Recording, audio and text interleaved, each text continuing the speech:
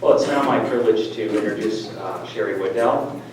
Sherry created the first charism discernment process specifically designed for Catholics in 1993.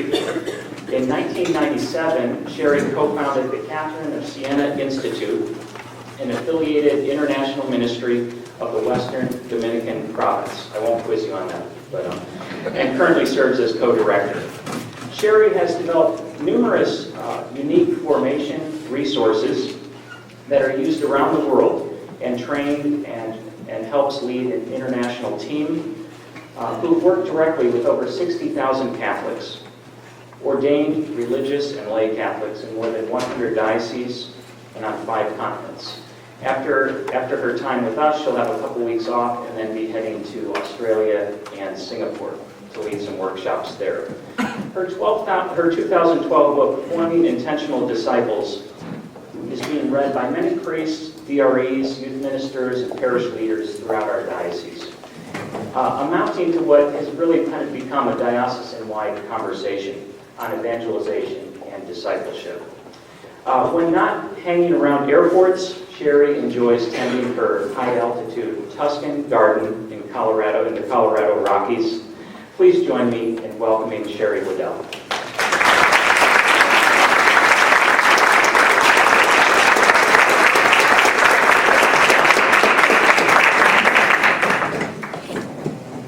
I'm not used to being tethered, but I am at the moment by a cord. So I'm sorry, those of you over there, I would normally be coming to see you.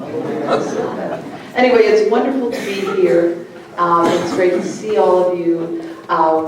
It's been some years since I've worked in this diocese, so it's a wonderful opportunity to come back. And very, very exciting to see the intensity of the interest in this conversation, because the reason I wrote the book was to start this conversation at all levels of leadership, from the bishop to pastors, to diocesan staff, parish staff, lay leaders at all levels, because this is a mission no single person, no matter what their status, can accomplish together. This is a work of the entire body of Christ.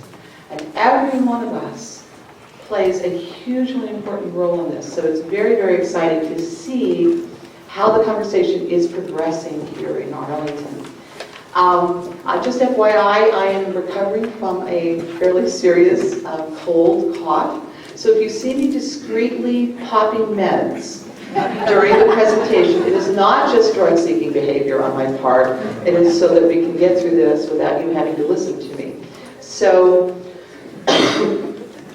anyway, on with our topic. Now, I've been doing a lot of meditating on John 14 through 17 lately. But this is it. This is the heart of it. My Father is glorified by this, that you bear much fruit and prove to be my disciples. The new evangelization is part of the fruit, the natural fruit of our discipleship. And so it's really, really, that's the heart of the matter. This is what we're talking about here, flows out of our lived relationship with God. That's where the impetus to share that comes. Now, we've already talked about that. So just so you know where our experience comes from. We got into evangelization largely through our work in gifts of discernment. And I'll tell that story in a moment. But basically, honestly, everything I learned about evangelization, I learned by moving to Colorado. Because Colorado is an alpine desert, and rain does not fall from the sky, except in buckets and only during the summer. Otherwise, it falls in the form of powdered snow, or it doesn't fall at all. And so we bought a fixer-upper.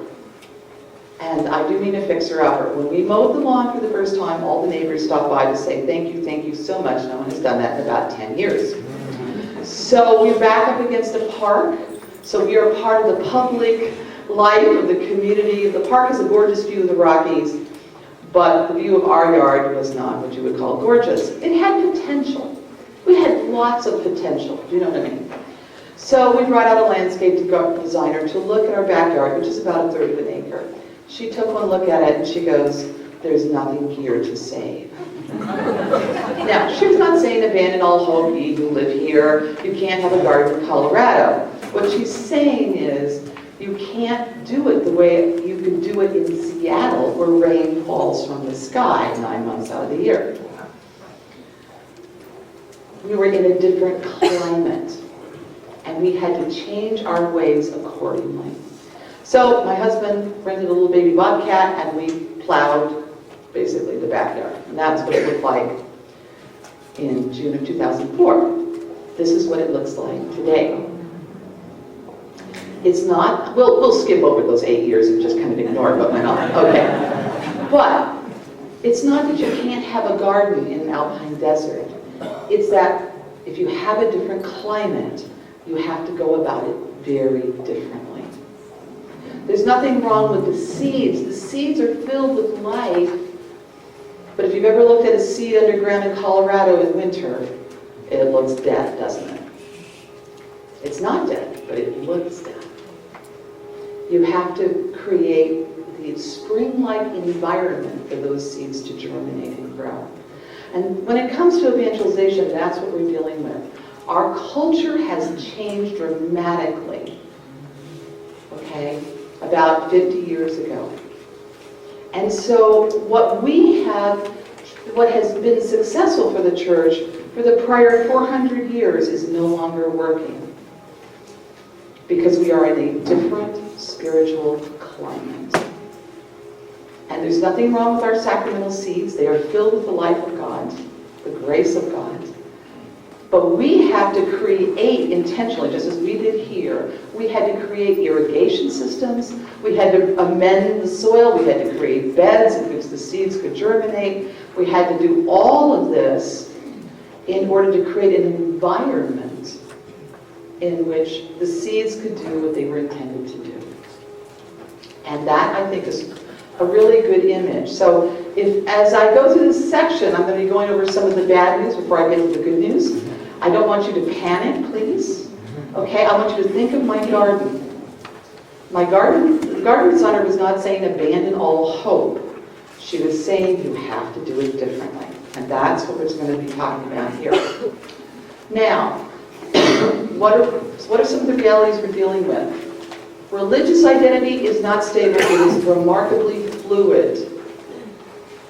We have to grasp our traditional pastoral strategies and methodologies and formation and catechetical work has been done on the assumption that religious identity, if you gave it to a child, it would be stable throughout life. That is not true. Literally, God has no grandchildren. He has lots of children, lots and lots, but no grandchildren. Because every one of us is called into that direct personal faith, that direct personal relationship with Him, that direct, I am a daughter, I am a son of God. And so the majority of American adults has already left the faith of their childhood at some point in their life. And only a small, about 9%, have returned. This is now becoming normative among young adults. For them, whatever they're raised in, it's not just Catholics, it's anything. Even people raised without a faith will revisit that as a young adult, decide whether they want one. And the majority of American adults who are raised without faith will choose one as a young adult. The wins, the cultural wins, they in a sense reward people who actively evangelize, and they penalize religious groups like Catholics who have depended upon inherited faith. And this is true across the board. It's not just us who's wrestling with that. But the problem is, as Catholics, we've been sort of on the far end of the bell curve. Catholics have the second lowest number of converts of any religious tradition in this country. I mean, not just evangelicals, but mainline Protestants, Jews, Mormons, Buddhists, you name it. Anybody but Hindus has more converts than we do. have been depending on immigration, of course, but people be raised in the faith, and the vision was that they would stay there for life. The old Jesuit saying was, give me a child until he is 7 and I will give you the man. That is not true in the 21st century. That was true 450 years ago, but not now. So, that we just really have to get that, which is in one of the results, and I know you've all heard of the nuns, right? The nothings, those who, it doesn't mean they don't believe in God. We have to be really clear. That's a separate issue. It means they do not claim a particular religious affiliation of any kind. So if you ask them, what are you? They say, well, I'm a nothing. In Seattle, where I come from, 60% of our population would say, I'm nothing, if you ask them. Okay?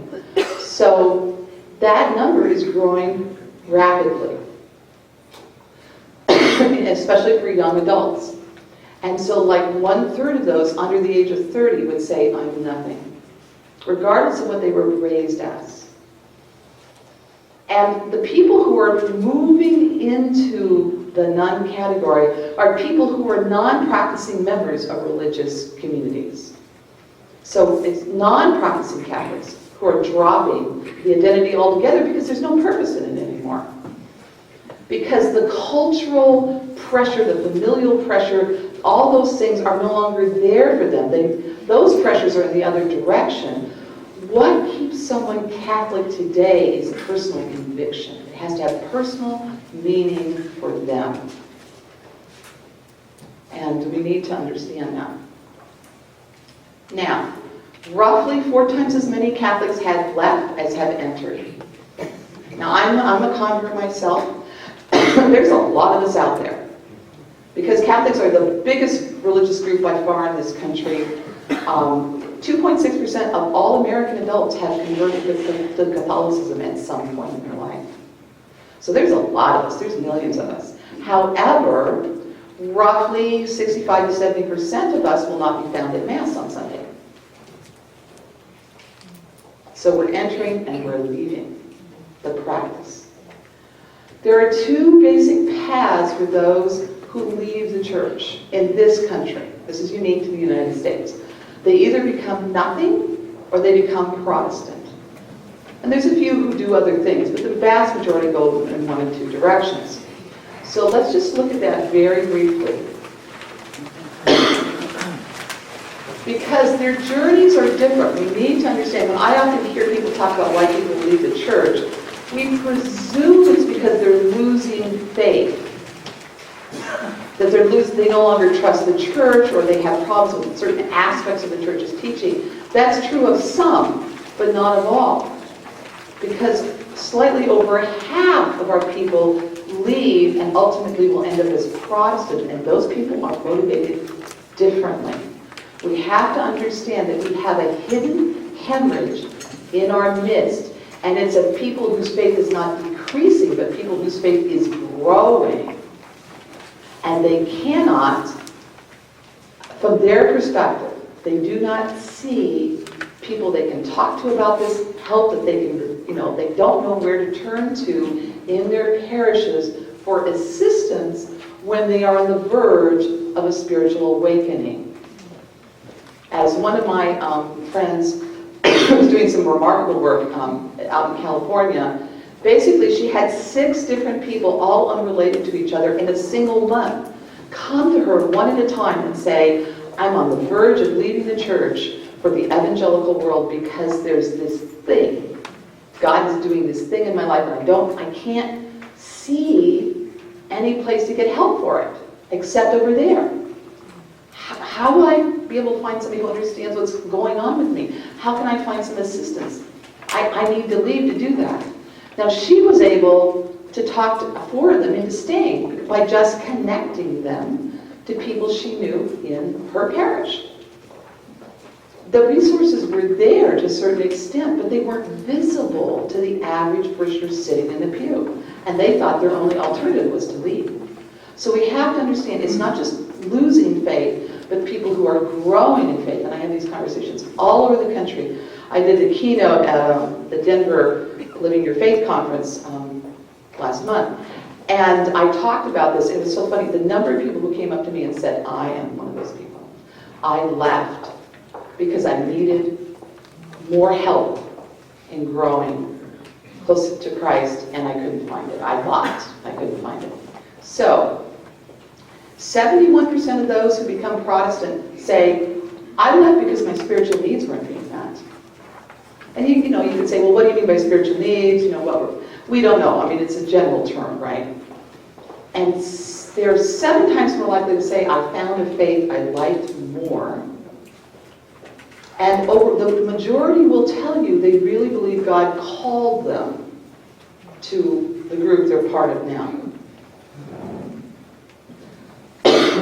Those who become nothing are more likely to say, I drifted away. Okay? And I stopped believing. I stopped believing in God. I stopped believing in certain aspects of the church's teaching. This is where you get the people who are responding typically to the, some of the sexual teachings of the church and just a number of the hot button issues that we're all familiar with. But that is not what motivates most of the people who end up as Protestant. Those are not their issues. So we have to keep this in mind. If somebody is struggling, kind of where's their struggle?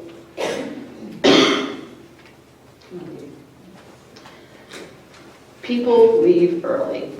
This is young adult business, okay? The vast majority, nearly 80% of those who become nothing are gone by age 23, and the majority by age 18. And the truth is, it's actually earlier than that. We all know, how many of us have talked about confirmation as graduation? Right, okay. I mean, that is a very true phenomenon. So if you become nothing, i.e., if for some reason you haven't, at some level, had made a personal connection with Christ, with God, with the faith, the chances of you being out of the church in your teens is very, very high. Now, those who become Protestant leave more slowly. It's a different journey. They take more time before they leave, so they tend to leave a little bit earlier. And notice, only 39% of them have taken on a Protestant identity by age 23. Apparently, they're in some kind of limbo out there. 5, 10, 15 years even, of sort of floating or searching or whatever before they finally take on this Protestant identity. Many Protestants, of course, are evangelizing actively, so they're out looking for these kind of people. They're attuned to their existence in a way that we typically are not. And another thing I want to point out, people who leave don't leave in one step. I mean, nobody wakes up one morning and goes, I think I'm going to become a Baptist today. You just don't do that, right? It's a series of steps. And we know from the research that Catholics who are restless spend a couple of years still in our pews among us, and they are secretly wrestling. If we were aware of that, could reach out to them in that time, many of them would not leave. But we haven't really been thinking. We pretty much presumed if your body is here, your head is here. Your heart is here. And if you're among us, you have faith. And in fact, the reality is not that. Now, our basic strategies aren't making much difference. And I want to be really clear, I am not dissing CCD Youth Group or Catholic Education, because they were created as incredible evangelistic innovations 400 years ago. And there's a long history to all this, and I'd be happy to go over it. It's really fascinating stuff. But the whole point was they were cutting-edge innovations in their day to respond to the needs of their day, to respond to the challenge of the Protestant Reformation and other things. And they still have that, evangelism is part of their genetic DNA. And I always like to say the charism of evangelism is like the Catholic stealth charism. It's the one we're terrified of, the one more people are horrified to discover they may have than any other that I deal with. And it's so funny because they look at me in horror. So often I find them attached, for instance, to the Catholic educational system. And you point out to them, yes, I know your title is administration, but what you're doing is evangelism. And you've told me that 3 times in a row, so I just have to point out the patterns to you. And they look at me, no, I'm a principal. I'm an administrator. I'm something respectable, like a teacher. But God forbid I should be an evangelizer. The E word, very, very scary. So it's part of the DNA, but for whatever reason, right now, it doesn't seem to be making much difference where people end up as adults. So that's the issue. There seems to be no difference. Children who attend CCD, where do they end up as adults? Do they end up as practicing Catholics, Protestants, or nothings?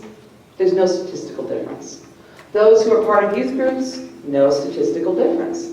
There's a slight difference. Children who attend Catholic high schools are slightly more likely to stay Catholic. Of course, part of it is that there's a lot of intentionality. If you get to a Catholic high school, on your parents' part, your family part, you really care about this. So there's a lot of other dynamics that are going on there. But generally speaking, none of these are really making much of a difference at the moment. Now, the good news, now we're into the good news, and all take a breath, is that probably something like 1/4 of the American adult population at this moment are actively or at least passively seeking. They're either actively looking for spiritual alternatives, or at least they've got their antenna up. And they're kind of scanning the horizons going, anything interesting out there? Hey, you. Oh, that's interesting. I was once on a plane going into New York, and there was a very, very New York and very, very Jewish guy sitting next to me. And he was so funny, and he goes, you, what do you do? I was thinking, how do I explain this? So I said, well, I go around the world and I put on workshops that help people discern how they're gifted by God for the sake of others. He says, you're interesting. Okay. Do you believe in this Jesus guy? Yes. Me, you may have noticed I'm Jewish. I'm like, yeah. He says, so anyway, it was so funny, but it's like, you're interesting. Okay? They're looking. Millions and millions of our fellow Americans are looking right now. And a lot of them were once baptized Catholics. Okay, they're baptized, they're still, I know ontologically and sacramentally they're still Catholics. But if you ask them, that's not the label they have in their heads. That's not how they would describe themselves. But think of that, the majority of those raised without a faith, those who have left their childhood faith but they say, I haven't found the right one yet. Catholics who have left, not yet become Protestant, they're in that limbo period. Catholics who are dissatisfied but haven't made a move yet. They're just thinking about it.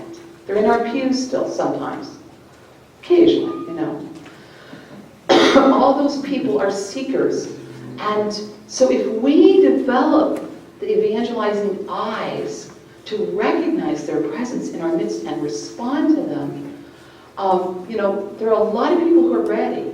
They're just waiting for someone to talk to them. Now, the big issue, the thing that was most surprising, and in my experience is most surprising to most Catholic leaders, huge numbers of our people do not know you can have a personal relationship with God. So we're talking, this is so far beyond bad catechesis. They literally do not know that the God at the heart of the Catholic faith exists. I can't tell you why this is so. I don't know. Nobody seems to know. But I can tell you it is. I did a whole day on forming intentional disciples with the bishop and 250 of the leaders of the Diocese of Lansing last month. And it was a great day, and Lansing is a remarkable diocese. I mean, they've got incredible people there. But we had 4 people come out of that group, all ladies. There were no ordinary Catholics in the pew, just, not just standard people in the pews. These were people who were highly invested, highly active, maybe staff at many levels. 4 of them came to us afterwards and said, until today, I literally did not know I could have a personal relationship with God. This is so foundational. And somehow, our people have not gotten it. We'll get to why. But anyway, Pew U.S. Religious Landscape, less than half of Catholic adults are certain you can have a personal relationship with God. 30% don't even believe in a personal God. So no wonder we're less likely to talk about God with other people than American atheists. We're less likely to talk to almost anybody. We have presumed, it's funny, it's really our cultural norm that says silence is normal. The rest of the world is talking about this. People talk about this all the time. Atheists talk about this. Agnostics talk about it. People of all different faiths talk about it. We don't, because we have projected our ecclesial practical norm on the rest of the world. They're talking to other people. They might as well be talking to us. Okay. So, generationally and also across gender, actual practice, actually showing up at Mass, and you do know, of course, that the standard for practice now is once a month. But actual practice is always related to, once you get, this, I need to make it clear, this is not the pre-Vatican II generation. They were still operating on a different cultural standard. But for everybody, basically from boomers, Gen Xers, millennials on down, where the culture has changed, practice goes up and down with the percentage of people who are certain you can have a personal relationship with God. So one of our fundamental challenges in evangelization is this most basic idea that you can have a personal relationship with God. If they're certain you can, they're vastly more likely to show up. And the younger you are, the less likely you are to believe that's possible. So, our situation is the majority of our people are not certain that personal relationship with God is possible. And that fits what Blessed John Paul II said in Catechesis in Our Time. He talked about, he said there are many Catholics who are still without any explicit personal attachment to Jesus Christ. They only have the capacity to believe, placed within them by baptism and the presence of the Holy Spirit. That was when I found this, I was just stunned. The Church says, and part of it has to do with the translation problem, but the Church has always taught baptism doesn't bestow personal active faith. It bestows the capacity, the power to have faith. My husband is an ultra-marathoner, so he's done like 100-mile ultra-marathons in the Rockies, that kind of thing. I have the potential to run. I have 2 legs, they both work. If I was willing to lay down my life and go through the excruciating training process that it takes, I might be able to finish. We're not talking about finishing time, you understand, but at least, might finish. He has activated, he's made the choice to live that capacity. I just have the capacity. I just have it in theory. And that's where a lot of our people are. The difference, there are 2 phrases in Latin that we tend to translate into the same word in English. We call it faith, but the Church distinguishes. There is the virtue of faith, the power or capacity to believe that's given to us in baptism, and the act of faith. The virtue of faith, the power is given to us in baptism. So if you see a passage that says, baptism bestows faith, that's what they're talking about. But the personal, explicit, free choice to respond to the God's grace with faith, with discipleship, that, the act of faith, is not just bestowed on us. That is something, when we talk about intentional discipleship, that's what we're talking about. You have to intentionally, consciously say yes. It will not happen to you. It's, it doesn't just fall on you from heaven. Okay? And it's that personal act that transforms someone who has the potential to be a believer to somebody who is a believer. Now, related to this, very interesting. There was a study that came out in Canada this year, or actually in 2012, that is not in the book, so I wanted to pass this on with you. They said, young adults, they looked at evangelical, mainline Protestant, and Catholic young adults across the country, including in Quebec, which is a whole separate, they always separate Quebec because it's such a different world. But Basically, those who stay, who are raised in the faith and have continued to practice as young adults, what was different about them? They said they had experienced the presence of God.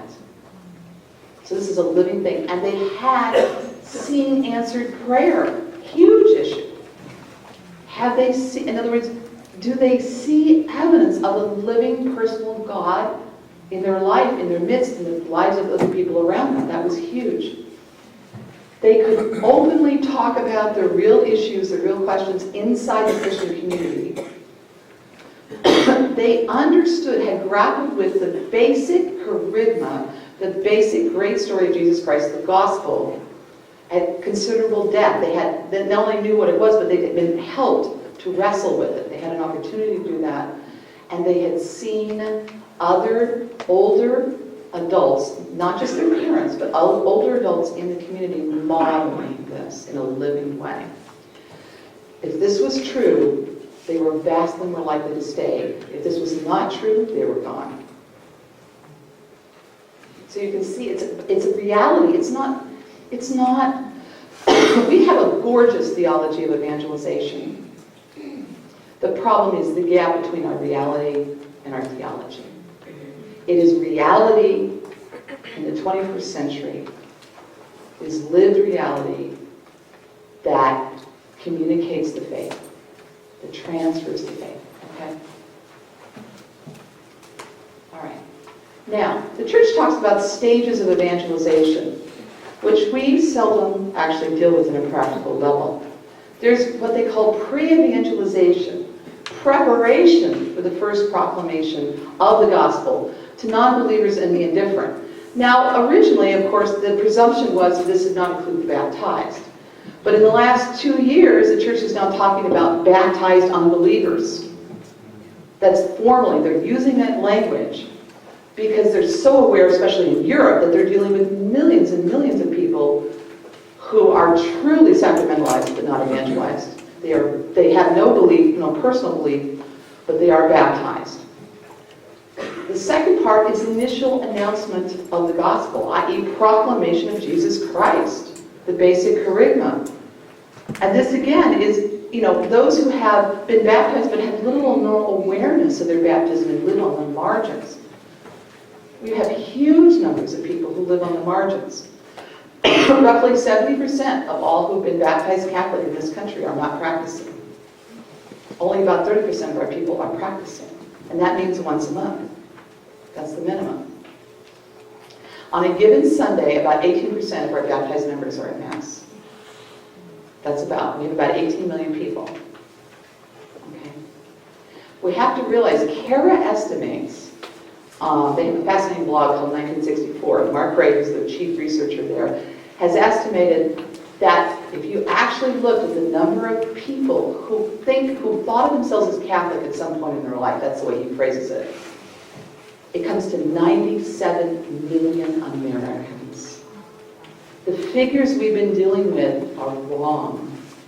And now the researchers are starting to change their numbers because we were thinking of people who just somehow had an institutional, had let us know they were here. But the truth is, we have lost track of tens of millions of Catholics who are just wandering around. And for young adults, they don't even bother to register. It's not even on their wavelength. So we have every diocese, when I look at their official figures, I know I need to inflate it at least 30% to make it for the missing. Because they're almost certainly there around us, but we don't know they're there. Okay? So, and then initiatory catechesis. Our tendency, institutionally, in our actual practice, is we skip number 1, number 2, we go right to catechesis. And we have been hoping and presuming that catechesis would sort of somehow automatically take care of pre-evangelization and initial announcement of the gospel. And all the evidence is, of course, that is not what is happening. So how can we, in our parishes, we have a lot of structures in our parishes through which we could do if we were aware, number 1 and number 2, but we haven't thought of them in that light. We use an image. this is what I'm sharing with you comes out of a 4-day, 32-hour seminar. So you're getting off really lightly. I just want you to know that. But the reason was, in this process, we had about 1,600 leaders from 60 different dioceses from all over the world go through before I wrote the book. And a lot of what I write in the book came out of that process, what we learned. One of the things we learned is, even though making disciples was totally for leaders, only for leaders, it was for you. It wasn't for just ordinary people in the pews. Over and over again, we discovered that even pastors didn't necessarily have a category for discipleship in their heads. They literally didn't even know what we were talking about. So we started using the image of dropping your net. They were using the biblical image, of course, of Jesus walking on the Sea of Galilee, meeting Peter and Andrew and saying, basically, come follow me. They had a choice. We've had people tell us around the country, they've literally been told that you don't have to make a choice. It's just one day you wake up and you're different. I don't know. I keep hoping I'll wake up and discover I have a PhD. That I am running marathons, and that I have in fact lost 20 pounds. But you know, so far it's not happening. Okay, is it working for you, or are you just waking up and finding, no. I mean, did you get here unconsciously? Anybody here just arrived because your car just took you here? No, in adult life we know it doesn't work like that. But somehow a lot of us, when we deal with faith, we start talking in these magical terms. So we use the image of dropping your net. Nobody drops their net. Think of what it meant to Peter and Andrew. It was their whole life. Not just their livelihood and their profession, but their family life, their community life, their network of relationships, their sense of themselves, everything. When he said, come follow me, they had to drop that, and nobody does that accidentally. You don't do it unconsciously. You don't do it in your sleep. You have to choose it. And there's a lovely story that came out of a wonderful parish in Michigan. They had just read the book just before they did a youth retreat, and the pastor was so excited. So they bought little cheap fishing nets, the kinds you get guppies, out of them, for all their kids on retreat. And they spent almost all the time in front of the Blessed Sacrament. They had a couple of presentations, but mostly they just said, we're just going to put him in front of Jesus. All night, if they wanted to stay up. And one young man, they said, was apparently there all night. And he was on his knees, and one of the adult chaperones kind of watched him. She was off in the corner. And as the night wore on, he was like scooting up. He kept moving closer on his knees. He was like, up. And then she said, suddenly at one point, he had his net in his hand and he dropped it on the ground in front of Jesus. And she said, whoa. She felt, she was like, oh my goodness, he knows exactly what that means. Okay. So, have they dropped his net? Most Catholics typically think there's a saint track and there's an ordinary track. And we know we're not on the saint track, right?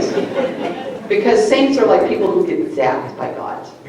No struggles are involved. Just like, boom, there you are. And then you end up on the stained glass line. It's the fast track. Okay. And then there's the rest of us. And we're schlepping along and we feel like bad Catholics and we're, struggling with all this stuff. So we're on the ordinary track. But what most Catholics don't have is a disciple image. Somebody on the way. Somebody who is struggling but who's still on the way. Intentionally. To be being a disciple, living as a disciple with the ultimate goal of ultimately becoming a saint. And that's what we're trying to give people, is that third mental, category to grasp. So what we are suggesting, and I only have a few minutes, is what we call the Double in 5 Challenge. We've asked leaders all over the world this question, and you don't have to say it out loud, don't do that here. But what percentage of your parishioners would you estimate are intentional disciples? We've asked this over and over and over again. As I said, about 1,600 leaders in various settings. And the answer we got over and over again was 5%. And we literally didn't know what people would say. It was just purely, we just thought, we have all these experienced leaders here, let's draw on their knowledge, let's draw on their experience. We have no idea what they'll say. It's always good for an hour, the conversation. You never have to schedule anything else. So what percentage would you say, and what if you deliberately set out to double it, whatever it is, in the next 5 years?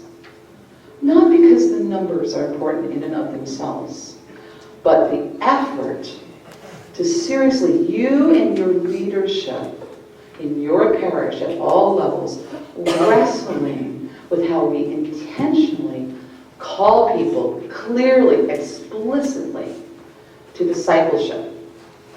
That changes everything. So when parishes start to do this, this is the very, very early stages.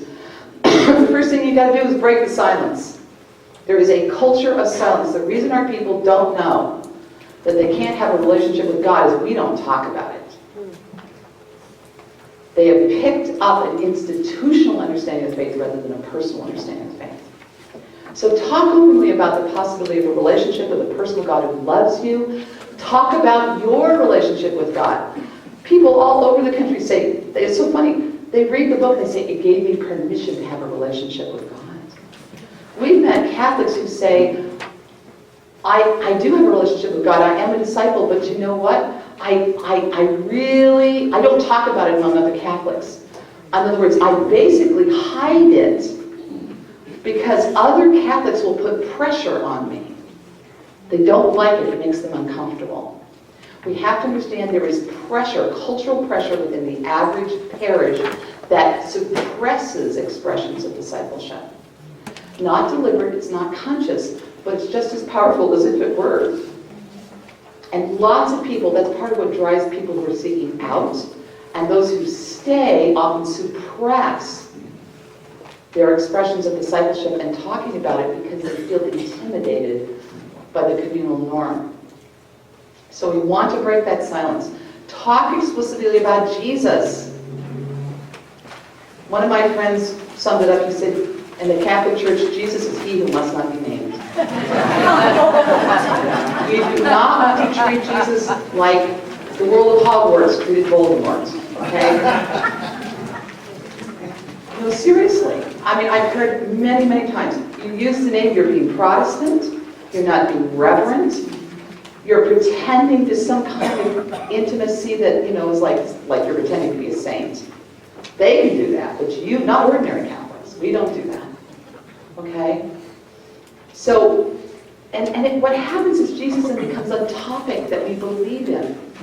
Not the center, not the Lord, not the Redeemer, not the head, not the one who loves us, who has laid down his life for us, not the shepherd, the good shepherd, not the vine. He becomes a topic. And we talk 1,000 times more about the church structure, church gossip, than we talk about Jesus. And the result is many of our people don't even know you can relate to him. To the extent that we focus on the church without Jesus explicitly at the center, we are communicating an institutional faith, unintentionally. No one, wants to do this, but it communicates an institutional faith rather than a personal faith. This is the image. Of course, this is John 15. I am the vine, you are the branches. But notice, it's a living relationship. We have living relationships with each other because we are all branches of the same vine. And he is the vine. And notice there's grapes. I love those grapes growing there because they're bearing fruit. Without me, you cannot bear fruit. You cannot do anything. You can do nothing. That's the image we have to have. I love what Pope Benedict said about this. Only in the personal relationship with Christ, only in this encounter with the risen one do we really become Christians. That's pretty radical language. We want to ask where people are in their lived relationship with God. Very, very few people have ever had anybody ask them really listen. Not to fix them, not to correct them, not correct their doctrine, correct their wild and crazy ideas about Catholics.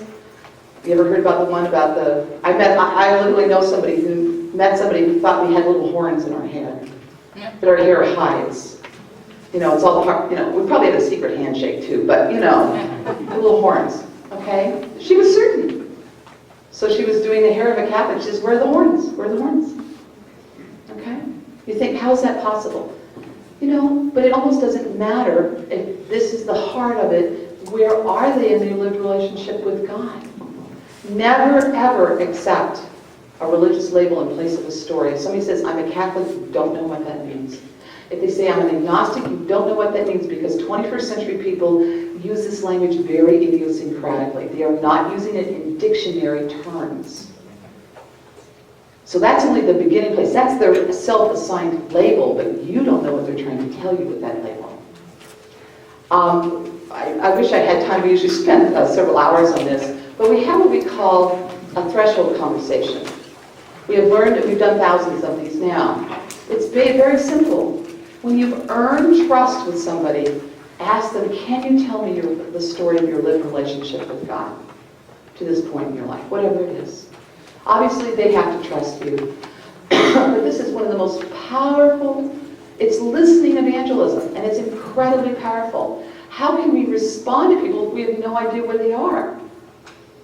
And then you listen. Do they believe in God at all? Do they believe in a personal God? Do they believe in the possibility of a relationship with this God? Do they have a relationship? Are they part of a tradition? Are there any points of trust regarding the faith or Christ, or maybe just a Christian that they know whom they trust? You know, that sort of thing. So that's the very brief summary. In Making Disciples, I'd say we spent a whole afternoon on this, but it's an incredibly powerful tool. Break the silence. Do tell your story. Tell the great story of Jesus Christ. Okay, tell his story. You know, the incarnation, his life, his teaching, his miracles, his suffering, his death, his resurrection, his ascension. That story. We've also discovered that many Catholics don't even know there is a story. They don't realize that telling it has power in and of itself. It has the power to awaken initial faith. And they don't know what the story is. I actually know of a seminary that is deliberately, this is the first one I know, teaching their seminarians what the curriculum is and teaching them how to tell it. It's not an art form that we're used to thinking of, because we've been thinking catechetical. And so it's very difficult for us to abstract from the mass of the tradition, which is so rich, to pull out that essential beginning point that is essential to awaken, initial faith, initial Christian faith. You can't say yes to somebody you've never met. We need to be introducing people. So we tell the great story. They need more than just our story. Our story is important. Our witness is important. It helps make, this living for people. It helps them grasp the meaning. But ultimately, they need to hear his story. We have to presume the vast majority of our people don't know it. Did you all have crowds in your churches at Easter? The place was mobbed, right? Standing room only? Do you know that Barna did a study in 2010 that, I suppose it shouldn't be surprising, but I'm always surprised, basically showed that probably half of the people crowding your church on Easter did not know that Easter was about the resurrection of Jesus Christ. I know, you think, he did a research and only 38% of Catholics knew it was about the resurrection. 68% of them were there. What do we do on Easter? What do we read? We read the story. We read the story of the resurrection. Everything about it presumes that you understand what this is about, what you're celebrating. And yet all the evidence is that about half the people sitting there literally don't know. How is it possible? I don't know. They don't know the basic facts. A lot of what they think they know is wrong. Okay, they picked up little bits and pieces. Especially they don't know how it fits together to make a whole, and they don't know what it means for themselves, for their family, for their friends, for people they care about, for the world. They don't grasp the meaning. And that's what you need to have in order to say yes in a meaningful way. So what's interesting, people can be spiritually ahead of their knowledge of the story, or they can be ahead in their knowledge of the story and not spiritually ready to understand the meaning.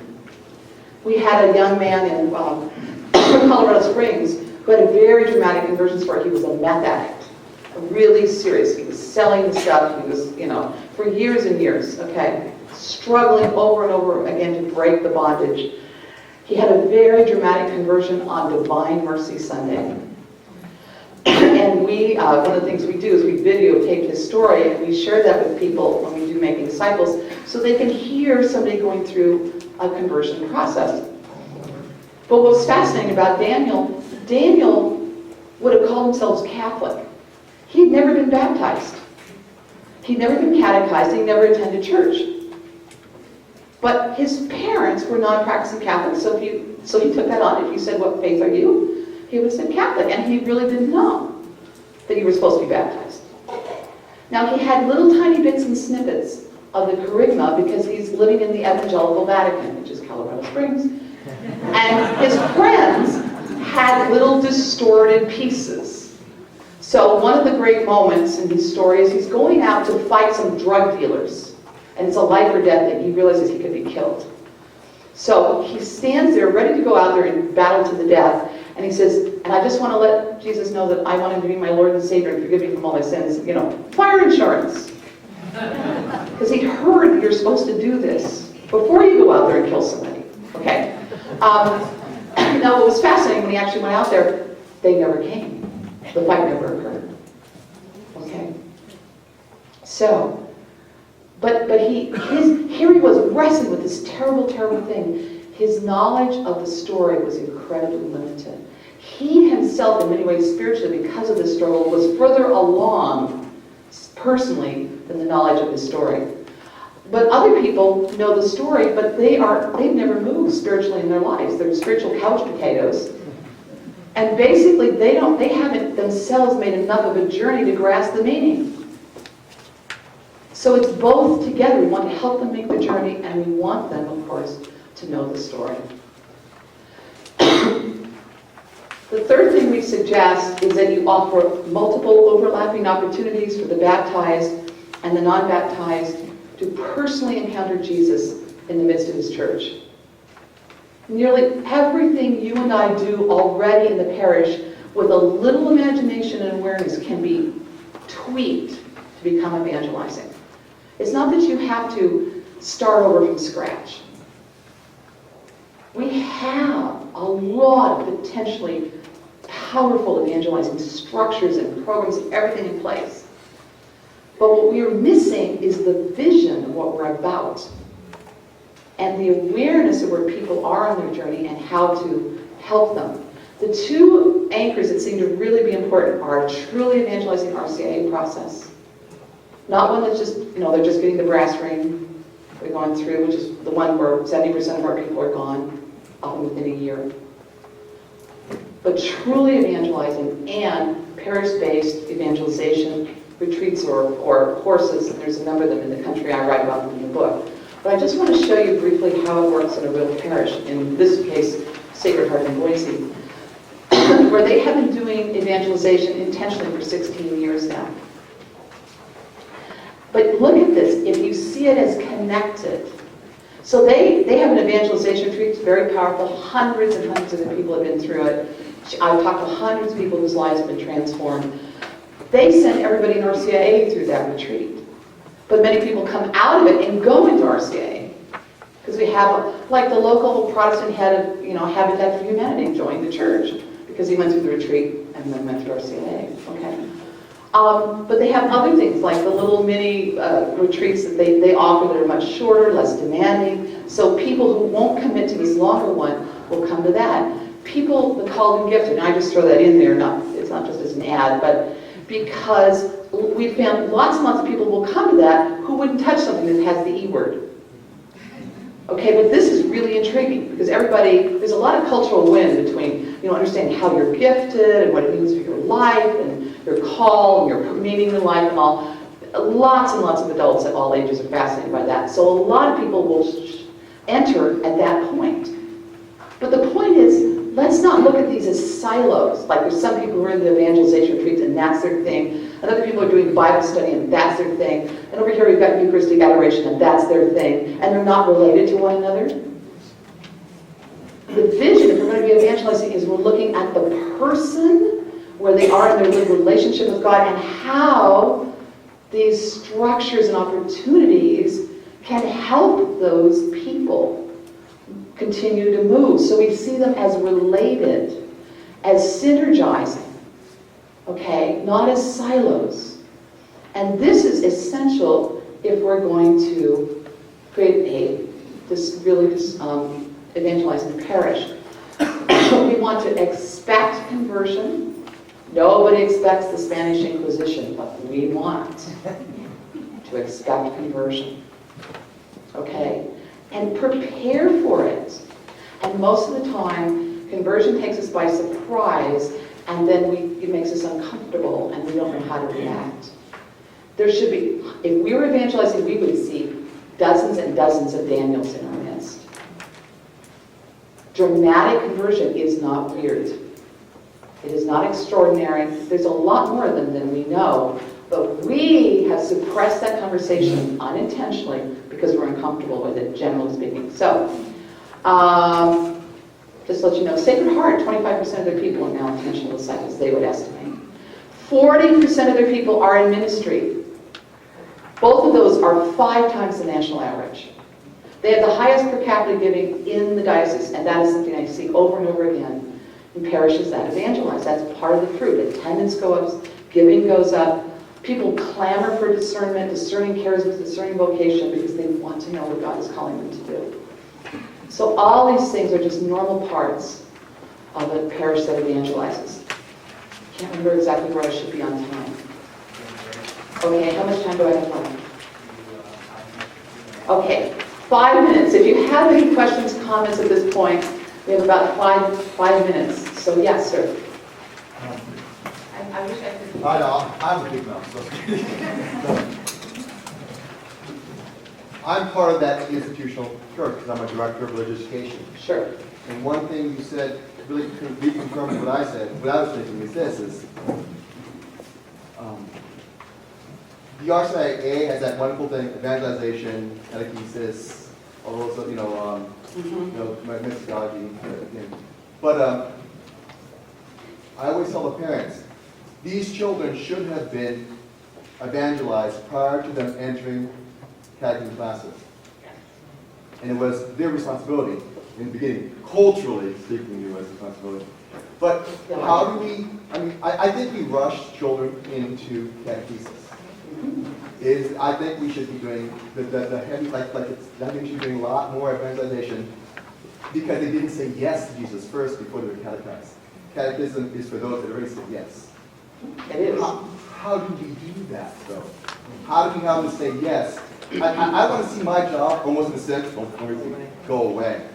Yeah, in the sense that, because we're doing the double duty in catechism, which is we're evangelizing and catechizing at the same time. I don't think it's a good model.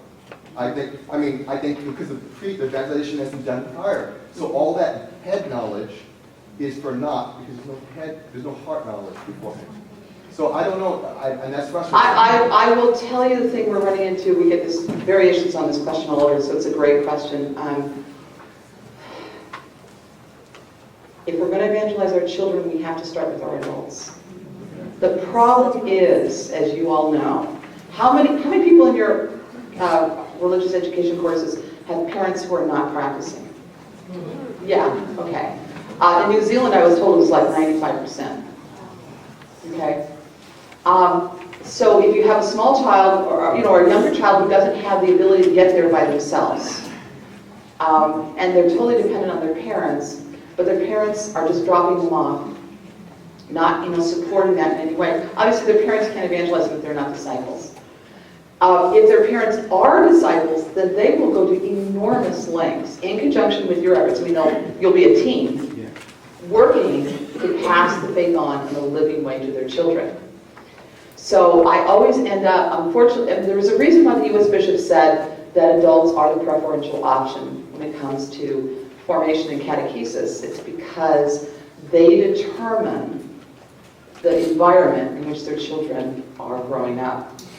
So, I always have to say, you have to start with the adults. It's related to a similar issue that comes up a lot and is really important. As parishes are wrestling with this, they're struggling with the fact that a lot of their leaders are not yet disciples. Oh yeah. Like I said, Lansing, I had 4 people come up and say, I didn't even know you could have a personal relationship with God. These are good people. They're not bad people. They're not willfully obstruction most of the time. But, we all have parts of that, in ourselves, but most of the time they're reasonably open. They just don't know how to get there. They don't even know it exists, and they don't know how to get there. So it always comes back to, we have to evangelize our adults, and I would like to suggest we should start with our leadership,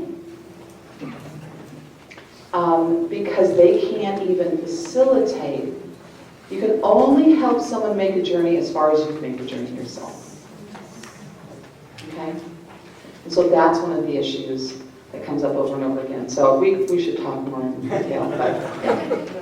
You use the term lived relationship with Christ, and is that different than a living relationship with Same thing. I use it because normally if I ask Catholics, we ask that question, you know what they tell us? They say, well, I was raised in so-and-so parish, and I received baptism here, and I was confirmed there, and I went to so-and-so school, and I was married over here. And it's a series of institutional answers and sacramental moments, because they literally don't know how to talk about the other thing. Okay? So we've learned the hard way. We might have to push a couple of times, What is the best parent evangelization model that you found in the parishes after leadership has been formed? I don't know one at the moment. Seriously, most parishes are in the early stages of wrestling with this. The book has only been out 9 months. And before that, it was dependent on us dragging people, to these longer events, which were very time-consuming. So the conversation, in a sense, has just begun at a larger level. And I will, my next section, I'll talk about what people are finding, how they're applying all this at the parish level. Very briefly what they're seeing. But it's early stages yet. And I don't know anybody who has. I'm open. If anybody here knows what the magic, the silver bullet is, just let me know. But I haven't run into it yet. A lot of people hide behind what St. Francis supposedly said, misquoted. Yeah. Preach the gospel always, use words necessary. I think a lot of people use words necessary as an excuse not to evangelize. Right.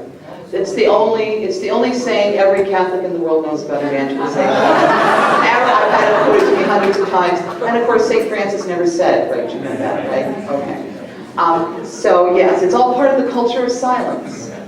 The fact that we think that's what evangelization is about says silence, silence, silence. It's time for a break. And so we'll start again, I guess, at 10:30. Okay. All right.